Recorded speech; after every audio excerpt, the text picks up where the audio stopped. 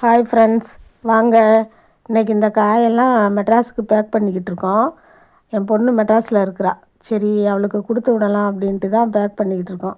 இது கத்திரிக்காய், அவரைக்காய் நல்லா ஃப்ரெஷ்ஷாக இருந்தது. இதுவும் பிஞ்சு கத்திரிக்காய் தான். இதையும் சேர்த்து கொடுத்து விட்டலாம். 2 கவராக போட்டாச்சு. இது பீக்கங்காய். இது நல்லா ஒரு 7-8 காய் இருந்துச்சு. கொடுத்தனா 2 நாளைக்கு வச்சுக்கிடுவாங்கல்ல. அப்புறம் இது மக்காச்சோளம் சோகையெல்லாம் காஞ்ச மாதிரி இருந்துச்சு.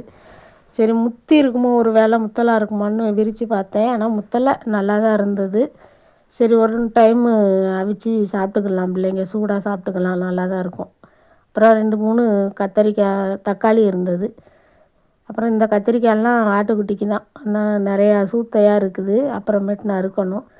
அப்புறம் இந்த மக்காச்சோளத்தை வெங்காயத்துக்குள்ளே போட்டு பேக் பண்ணி எங்கள் வீட்டுக்கார் சாயந்தரம் பைக்கில் கொண்டு போய் நாகலாபுரத்துலேருந்து பஸ் கிளம்பும், அதில் போட்டு விட்ருவாங்க. தேங்க்யூ.